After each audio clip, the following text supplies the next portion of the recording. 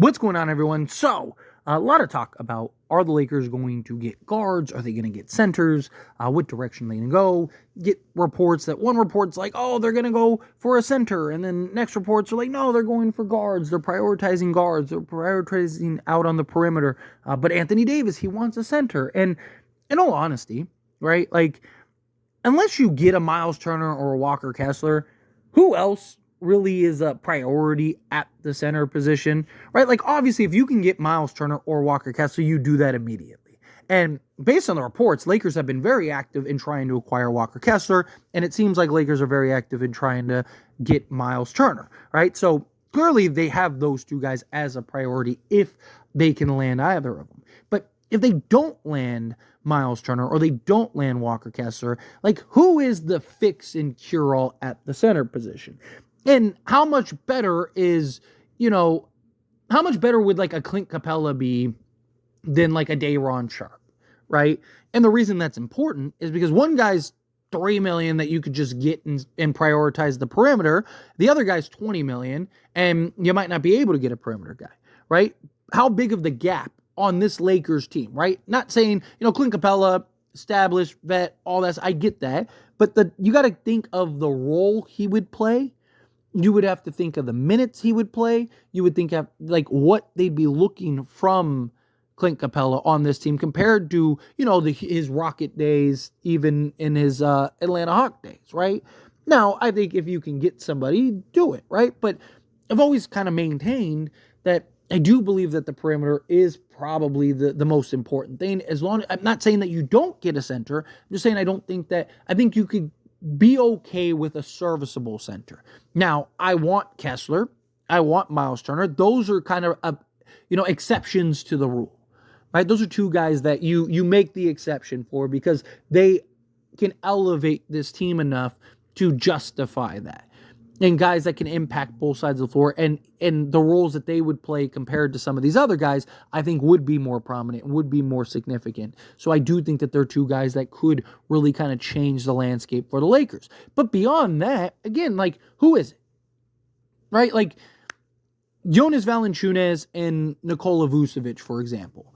One guy's $10 million, one guy's $20 million. That $10 million could be the difference between you getting another piece or not, right? Like, so look at it like this. Would you rather have, say, a Bruce Brown or Alonzo Ball and a Jonas Valanciunas, or just a Nikola Vucevic, right? Because that $10 million is the difference between you being able to keep, say, a Jared Vanderbilt and not having to include him to go get two $20 million guys, right? Because, like, for example, Jonas Valanciunas, you could go just take Gabe Vincent, swap that, obviously, whatever picks or whatever, but boom, there you go.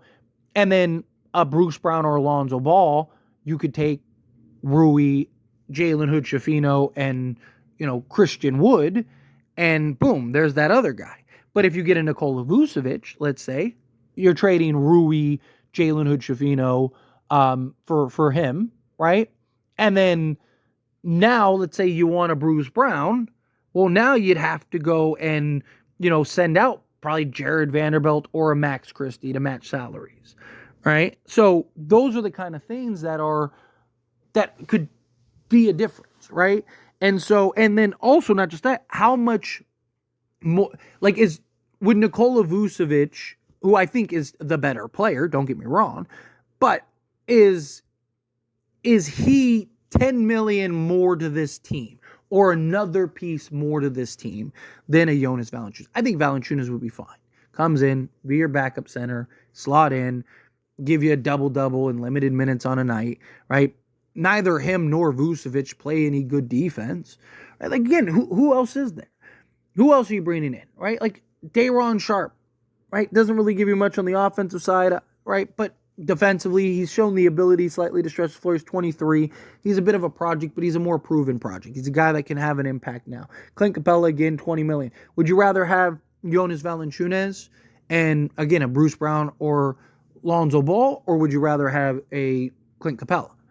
Right? Like, these are all things that you have to look at and evaluate when you're talking about acquiring any of these guys and having the impact that these guys can have, right? Like, got to keep in mind the roles that these guys are going to play coming to the Lakers compared to their other teams, or like what people think. Like, is Nikola Vucevic really going to be a 20 and 10 guy on the Lakers?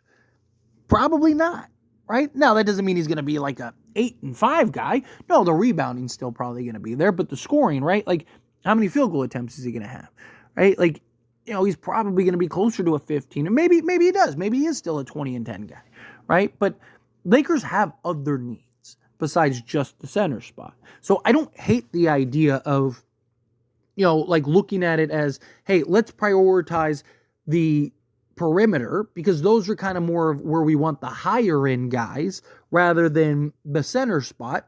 And then you can go and just get that serviceable center. Like I said, a Day'Ron Sharpe, Jonas Valanciunas, Robert Williams, right? Like, that is something that I do think is probably in the Lakers' best interest. Because if you go bring in, like, I think somebody like Alonzo Ball would do a lot more than any of the other centers outside of like Miles Turner and Kessler, right? Remove Turner and Kessler from the conversation, right? Because one, it's probably very unlikely we're going to get either guy. But even if we do, obviously, again, that's the rule to the exception. What do you think would have more of an impact? A healthy Lonzo or Nikola Vucevic? I believe Lonzo, right? Like, just say you can only get one. Who do you think would make more of an impact? Lonzo or Nikola Vucevic? I think Lonzo. Because Lonzo gives you the playmaking, gives you the ball handling, right? So you can get the ball out of Reeves' hands. He gives you another off-ball shooter that can shoot 40% from three-point range, as we've seen in the past. He also gives you absolute just versatility on the defensive side, athleticism, right? His ability to switch and defend multiple positions, right? Like, somebody like that, I just think would have a lot larger of an impact than a Nikola Vucevic. Now, if you can get both, or you want to get both, sure. Obviously, there's a million other combinations, but I'm talking about just like, think of all the guys, like one guy, right? Most of the perimeter guys would help more than the centers that are available, right? Because again, how many minutes is, like, even a Nikola Vucevic, are they playing him 35, 40 minutes a night? Probably not. Probably playing him 30, right? Like, because they're still probably going to play Anthony Davis. And come playoff time, they're probably going to play Anthony Davis at the 5 some. It's just, I just think that the right approach is to probably prioritize the perimeter, probably prioritize that, and then in the process, can you go get that center? Because I'm not saying that you don't go get a center. Anthony Davis wants a center, right? But Anthony Davis also hasn't said he never wants to play center, and he even played center in the bubble year, right? He was closing in the playoffs in the bubble year, right?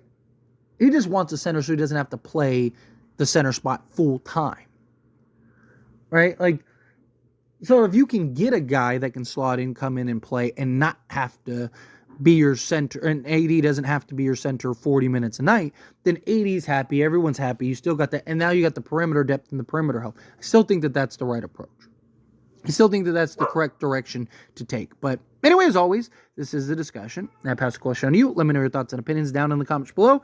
What do you think? Ready for what are your thoughts? Do you agree? Do you disagree? Do you think, like, no, you absolutely have to get a center?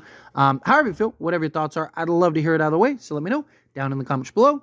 That being said, if you haven't liked this video, hit that like button. Helps me a lot. Helps me enjoy these types of videos, and I truly appreciate it. Not subscribe channel, hit that subscribe button. Turn on the bell notifications. Appreciate y'all. See you in the next one.